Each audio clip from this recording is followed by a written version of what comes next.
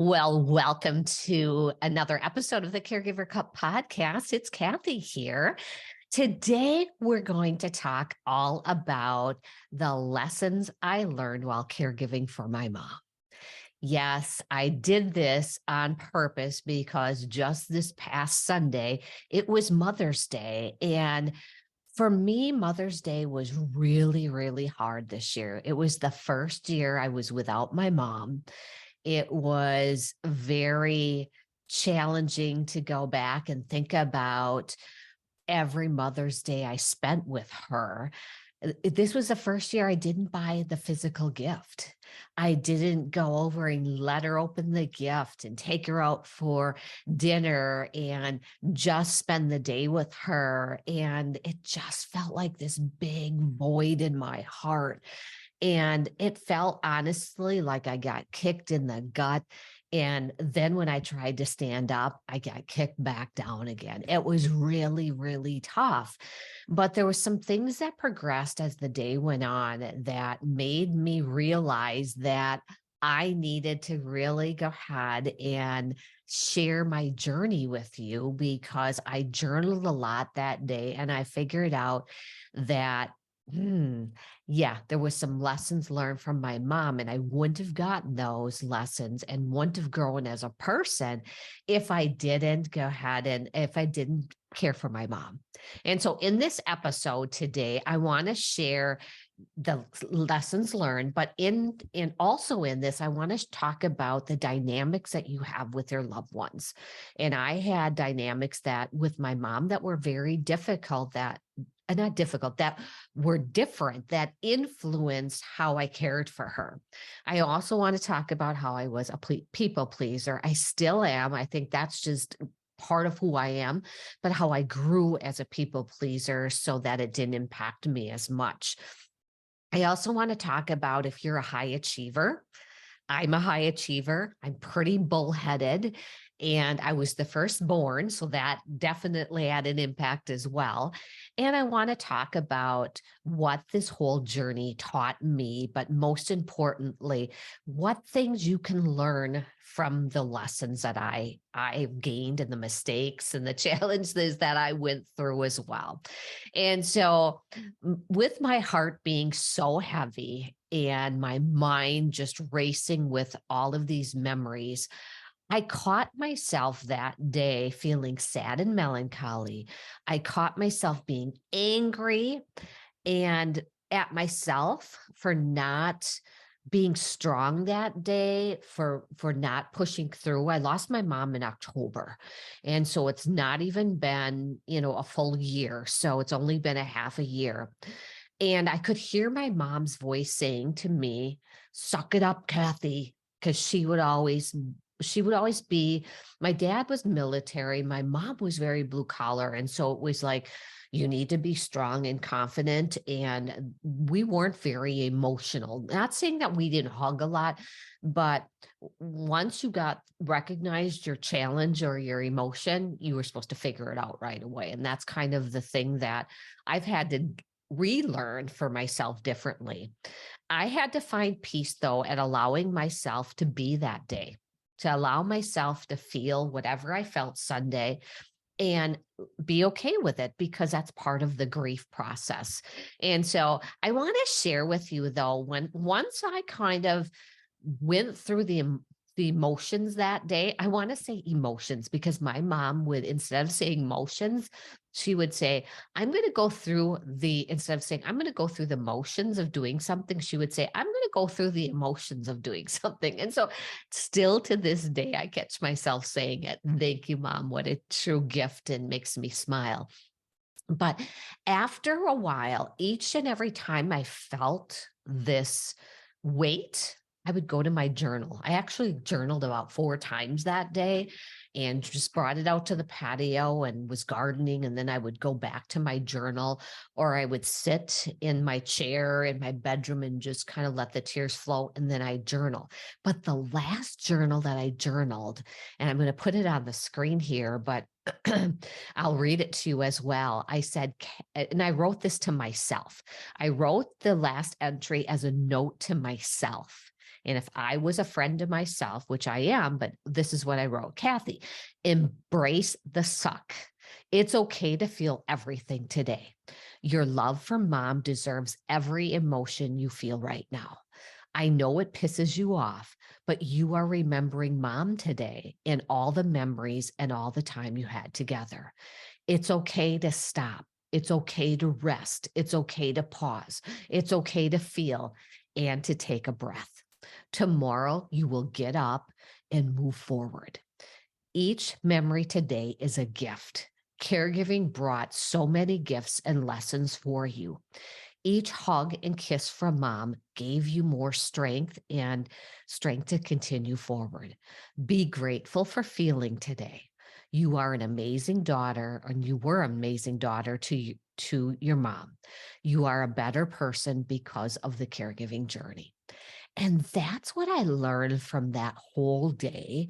And I think it's so important for you and I to go ahead and feel what we feel. If you're caregiving for your loved one right now, it's okay to have those hard days, because through those hard days, you have these little gifts and you have these little breakthroughs. This got me thinking of about everything I've learned about myself as a caregiver in the last 5+ years that I cared for my mom. I'm in my 6.5 year as a caregiver. I started with my dad and then my mom and my spouse through the whole process as well.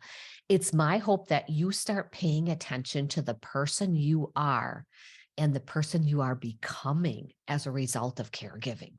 I seriously wish I had this video camera that videotaped me while I was at my journey, kind of like a reality show, that I could go back and look at all of the things that I did, all of the things that I fell flat on my face, all of the things that I succeeded at, all of the things I was scared at. So I could remember more. But I think as I'm going, I'm starting to remember more of the and I don't want to call them traumatic, but the things that I blocked out. First, let me share, first of all, before we get into the lessons, let me share the dynamics that I had with my mom. When I got married, which I got married really young, as soon as I got married, my relationship changed from really just mom being the disciplinarian to a mother-daughter friendship relationship, which really cool.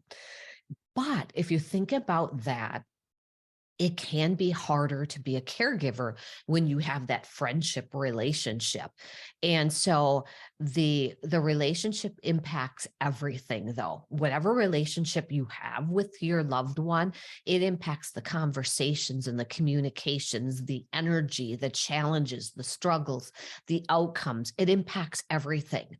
And like I said, mom and I were more of a friendship relationship. We did fun things together, shopping and hobbies and walking. And I could rely on mom, though, for help, because my mom was more of like a blue collar physical person. She cleaned homes for a living. She had 20 some clients and she loved cleaning homes for people. And so I could rely on mom when when we just lost dad and she was still feeling somewhat good. I could rely on her to do physical things for me, like helping me clean my house. She would go ahead and it's dog sit with my dogs. She would help me with the yard work and planning parties. And she would want to she would want to know what was going on with the kids and spouses and loved ones together at family gatherings as well.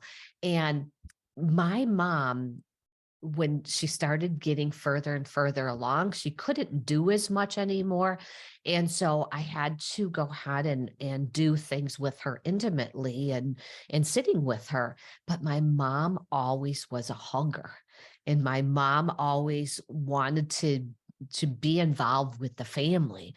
But she didn't like deep conversations and emotional conversations and challenges, because she, like said at the very beginning, suck it up, Cathy. She wanted, you have a problem, you solve it, you move on. And that's just the way she was. And I did some coaching with her along the way, but she definitely didn't like to think deep. And when I dreamed, she would always be cautious with me. And so I sometimes kept some of my internal thoughts and some of the challenges and emotions away from her.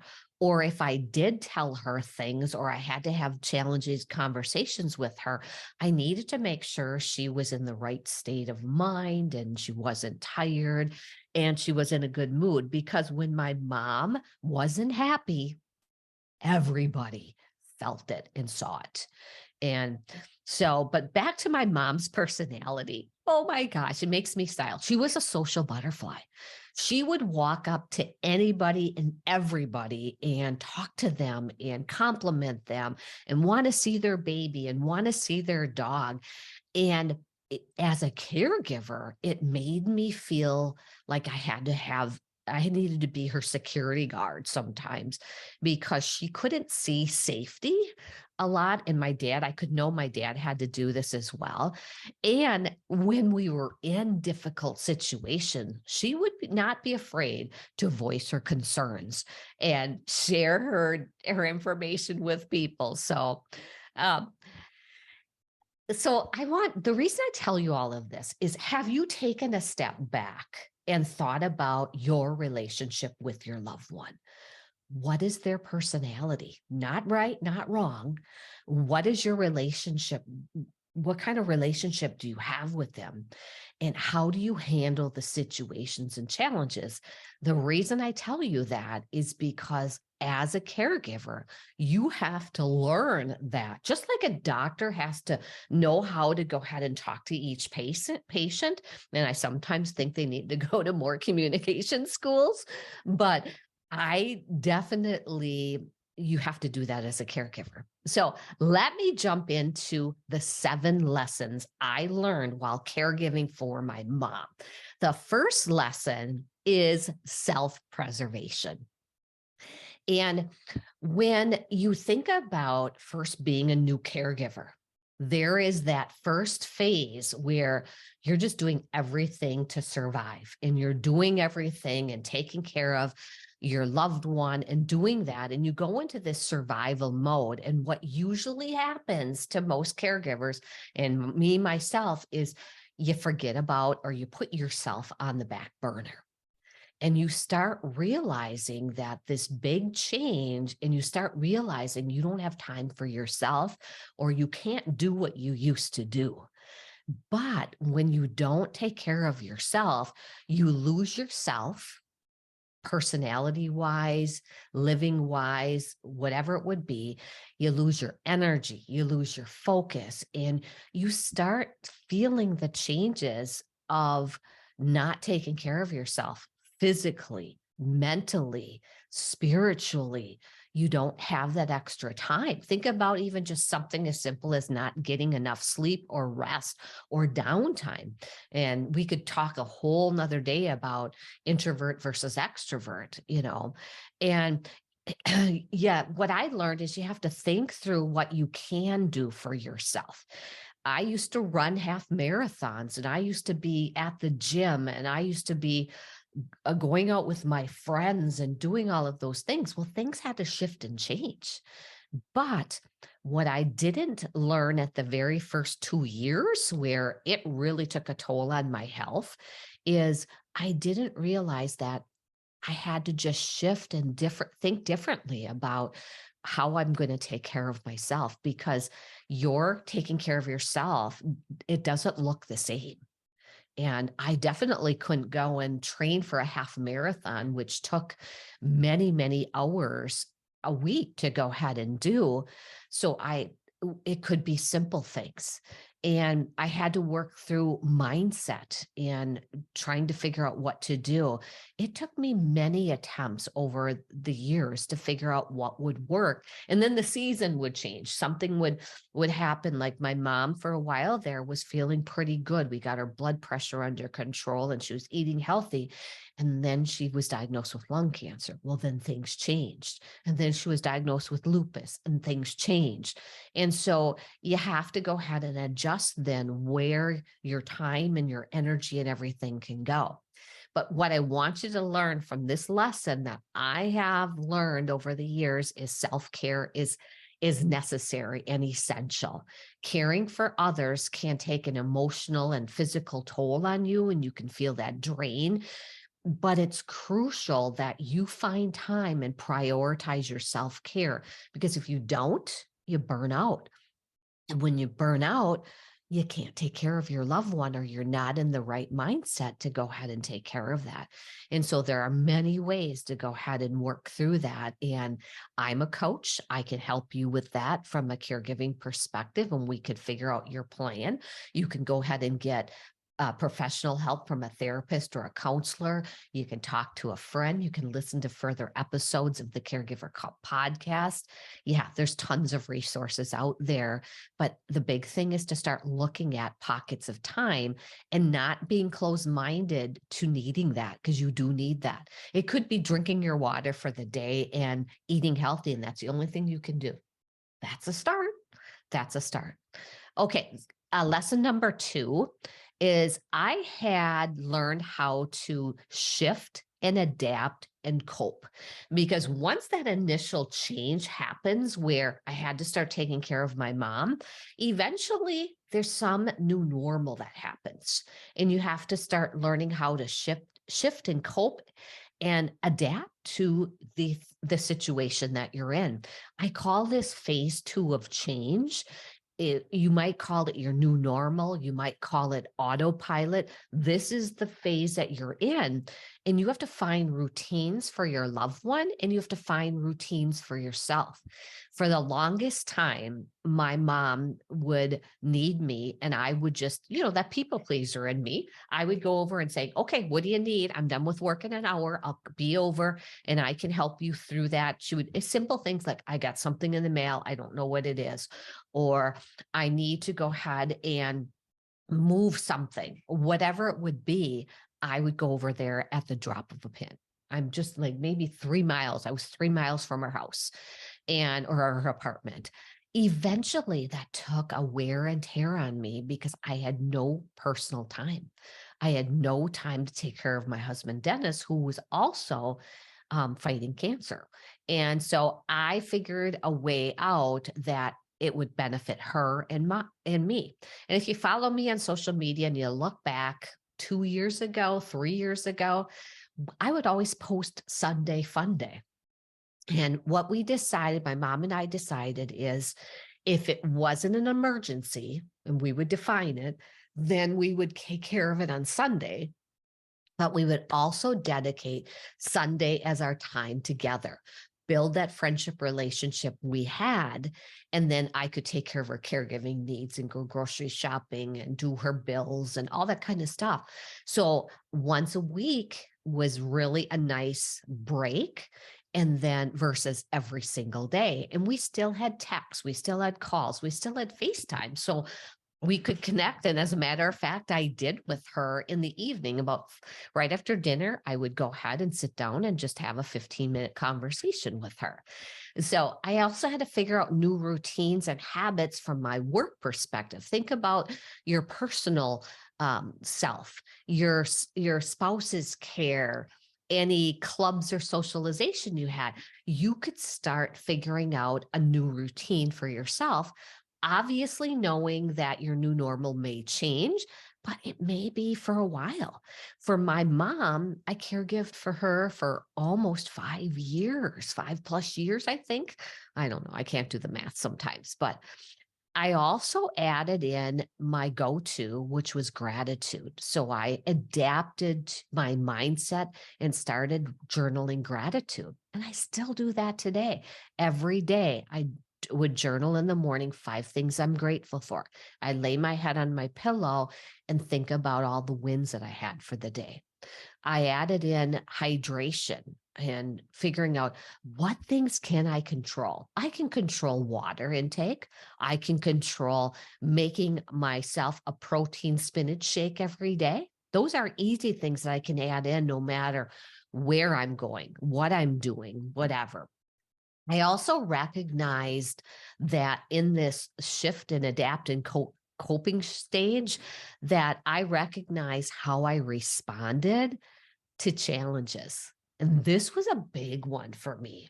You can either go from, and I don't know the official terms, but you can go into fight or flight mode, or you can go into freeze mode. How do you handle those challenges that happen to you?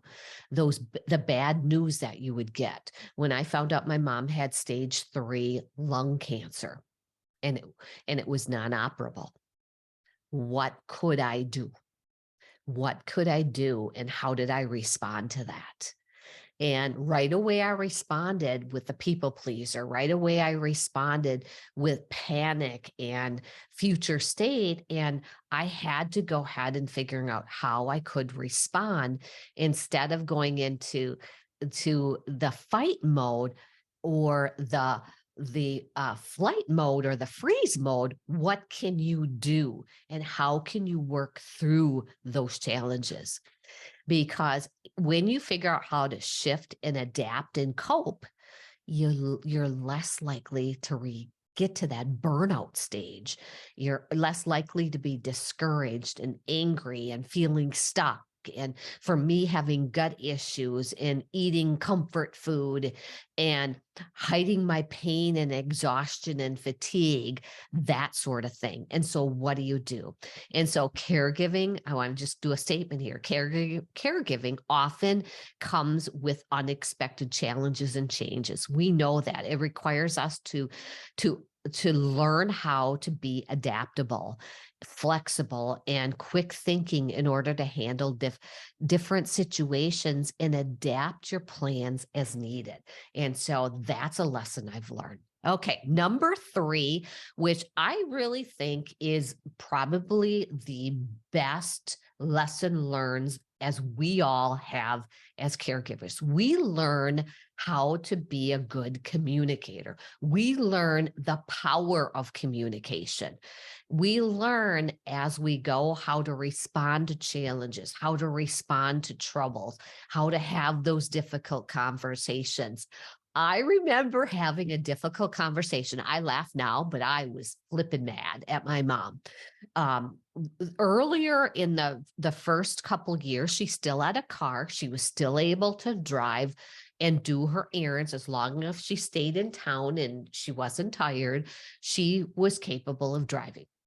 Well, she drove herself to her 1-year physical at the doctor's office. She goes into the doctor's office and she has her lab work done. She gets all of her vitals from her nurse in that room. They tell her to put on, those paper or the gown and the paper thing you sit on and all that kind of stuff. She waited approximately 15 minutes and she's like, this is crap. And she leaves. Well, I didn't know she left. All of a sudden, I'm her point of contact. And she didn't answer her phone when she got home because she's like, the doctors are late and this is ridiculous. I shouldn't have to wait. I expect my doctor to, when they tell me that they're going to be on time and I have to come 15 minutes early, blah, blah, blah. She goes into that whole scenario. Well, I get a call from doctor and I call her Dr. Susie because she's got this big, long last name. Well, Dr. Susie calls and said, your mom left. We cannot get her back in. She has issues with her blood pressure. We need to go ahead and talk to her and see her, blah, blah, blah, blah, blah. I had to go over there and have the serious conversation with her. And those are the things that you never think you're going to have with your loved one, but you have to have those. And obviously I have a different relationship with my mom. I had to be the cop. Or think about the communications that you have with your doctors. I learned how to go ahead and listen better. I learned how to ask the good questions based on the relationship that I have with the doctors. Obviously with Dennis's doctor, my husband is Dennis, I started building a relationship with the oncologist. And so he started to understand that I asked questions. But at the very beginning, you have to go ahead and saying, I have a couple of questions. You have time to take a couple of questions. Being respectful, asking the right questions. With Dr. Susie, we started having phone conversations when things were difficult, and she knew my mom wouldn't abide by some of those. Obviously, the HIPAA thing all had to be signed, and my mom agreed to it and all that kind of stuff. So I wasn't breaking any rules. And learn how to lean into the nurses and asking them to say, is this exam, will the doctor have time to ask questions, or could I put them on the chart ahead of time so that they're prepared when they come into the room? That kind of thing. So you learn how to adjust and react. I learned how to have those difficult conversations. So, I mean, I could go on and on about this topic, but I think the overall thing for you to think about from my lessons learned, and maybe some things that you can take away, is effective communication is crucial in caregiving. It's crucial with your loved one. It's crucial with the medical team. It's crucial with your siblings. It's crucial with pharmacists, anybody that's on your team of caring for your loved one. Learning to listen attentively, expressing your needs, expressing your loved one's needs, and communicating effectively is key when you're caring for that person. Okay, lesson number 4. I laugh about this, but I am truly a control freak. I'm a control freak, and I had to learn to take that. I had to move from being a control freak to a manager. I truly, it was probably one of the hardest things that I had to do. And I like to make sure the I's are dotted and the T's are crossed and everything happens in order. And I understand the whole situation. Well, it was almost 2 years into my mom's caregiving. And remember, I was caregiving for my dad before he passed. And I've been caring for my husband all of this time too. And he's been going through chemotherapy treatments as well. And it was a Sunday fun day night. I spent the entire day with my mom.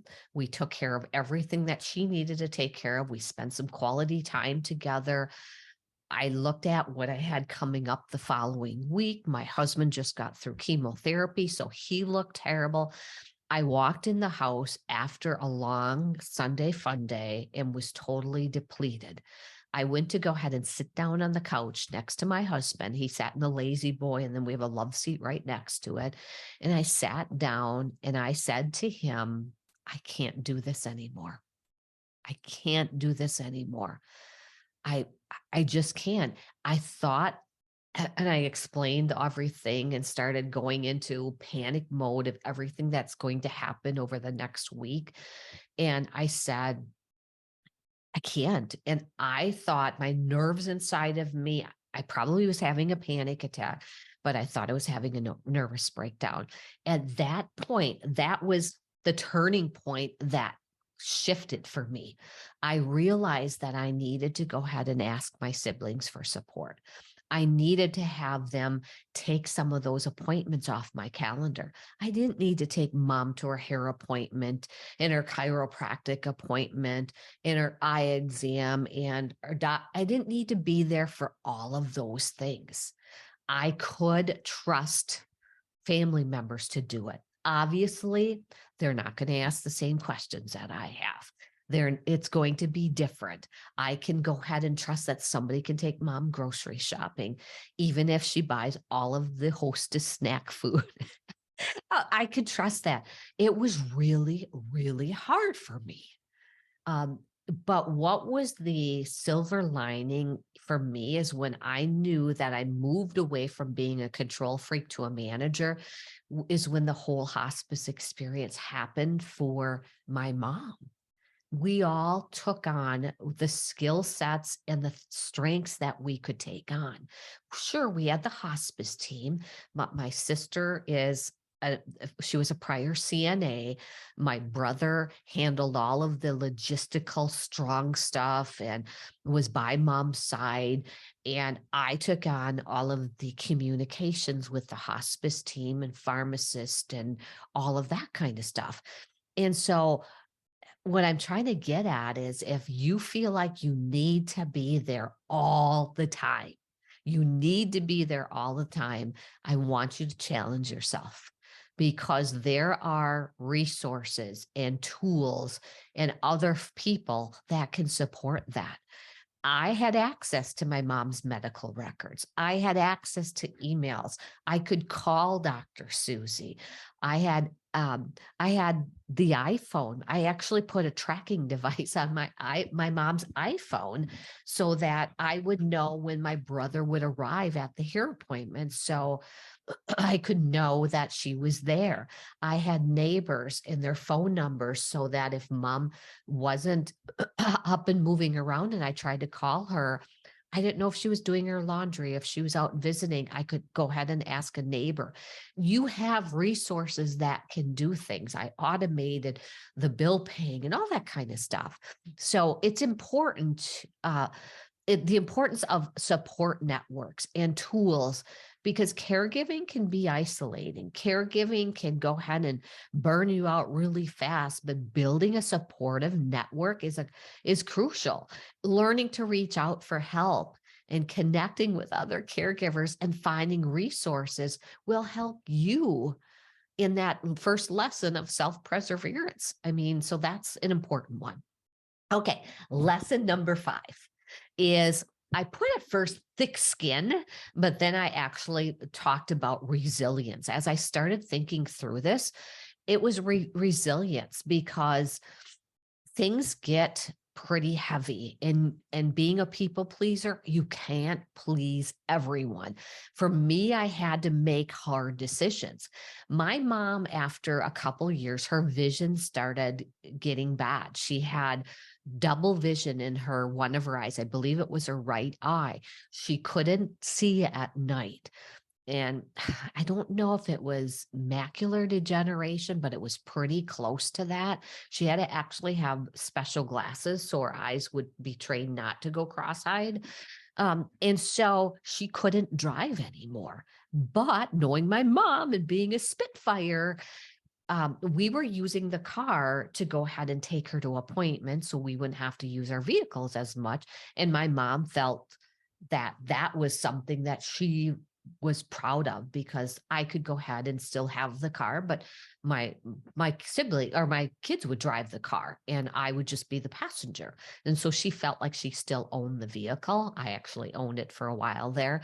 Um, but I would find her sneaking out, driving the car up the garage into the parking lot. And so we wouldn't have to walk down to the garage, or the seat would be moved. And so I had to go ahead and have those hard conversations with her. And that brings back the communication piece. But she was Spitfire mad at me. And she would talk about me and say, Cathy took my car away. Cathy won't let me drive. When eventually she lost her license because she did drive and hit another car. Oh, but and you need to be emotionally resilient so that you can release the negativity, can release the worry, you can release the fear. Caregiving often involves witnessing pain, witnessing loss, and difficult emotions. And so emotional resilience is something that I had to learn, and coping with you make the grief of losing my mom to driving, or the grief of losing my mom to being that fun loving person that could run and go places, to where they are at now, or learning to prioritize your own mental health is essential. And it can be hard to have those difficult conversations to say, Mom, I'm not going to be there until 2 o'clock today because I have to take care of these other things. And then she'd be really mad. Ooh, yeah. So she would be really mad, but dealing with those situations. Number 6 kind of gets into the same thing with a car, but making difficult decisions and knowing they were done out of love. They were done out of safety. They were done out of necessity. Because remember, I had a different dynamic with my mom. And so when I had to go ahead and finally convince my mom that we can't keep the car, we can't keep the car here anymore. And it's costing her money to use the garage space and it's costing her money to insure it. It would be better if we sold it. Oh my gosh. Yeah. Making those hard decisions and seeing her cry or getting her to a doctor when we knew something was wrong, but she did not want to go, and making those hard decisions to call hospice and have hospice. She passed away at home with a beautiful hospice experience, but having hospice come in and making those difficult decisions, working on her eating and getting her to eat better. And so for me, I had to learn how to put on my responsibility hat. I was the primary caregiver. I agreed to that. I was the advocate. I was the leader and was looking out for the best interest of my mom. And I had to go ahead and release the relationship sometimes and put a safety plexiglass piece in between because it was more important for me to look at that. And I know you know this. We put on many hats as a caregiver. I also had to focus on being the best self that I could be because as things got more challenging, I had to up my game when it comes to taking care of myself. And and so you just want to make sure. I almost think about it as an ER doctor. I'm getting into taking care of yourself a little bit, kind of a tangent here. If you went to the ER because you gashed open your hand, let's say you gashed open your hand and you went to the ER and you get the triage nurse and they know your situation. And then you get into the ER room and the doctor wants to go ahead and look at your I don't know, I'm not a doctor here, but looking at maybe the inflammation in your toes and in your legs, and they want to go ahead and ask you tons of questions about how you're eating and what you're doing. No, you want a doctor to take care of the bleed. And when it's a difficult situation, you have to take care of the necessary things first. And I want a doctor that's going to take care of the bleed, that has had a good night's sleep, that is taking care of him or herself, because they're going to stitch up my hand and I want it to make sure it looks pretty and make sure it's disinfected and so on. So that's kind of the thing that I get at there. Okay, the seventh and final lesson that I have truly learned was granting myself grace. I'm the type of person that will think back at a situation and look at all of the things that I could have done better and beat myself up. Are you like that? Most women are. I would look at all my mistakes. I would say, oh gosh, I can't believe I asked that question to the doctor. They're going to think that I'm totally whacked. Instead of saying, I did the best I could. Next time, I'll probably do it a little bit different and then releasing it.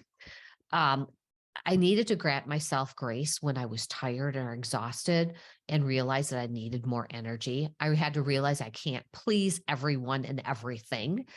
Even when my brother would say, oh my gosh, this is exhausting. And I'm like, yes, it is, but I'm so grateful that you're helping me. You know, caregiving is this long, long journey.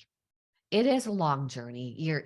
It's not, oh, I'm going to babysit overnight and be done with it. No, it's a long journey. And so you have to pace yourself. You have to pace yourself. You have to take care of yourself and be the best you can be. So those are my 7. So my takeaways from this weekend that I reflected on, I came out of caregiving a totally different person. Are you realizing that for yourself? I believe that there are true life skills and leadership skills from this on the job training that we get as a caregiver that you can't find in textbooks, that you can't get if you go to school. These are those on the job training. It's the University of Hard Knocks Caregiving. And it's truly a personal experience that, instead of thinking about all of the difficulties in the caregiving experience, I want you to also do a different look. I want you to look at all of the things that you're learning. You're learning about yourself. whether they be good things, whether they be bad things, and you have to embrace them.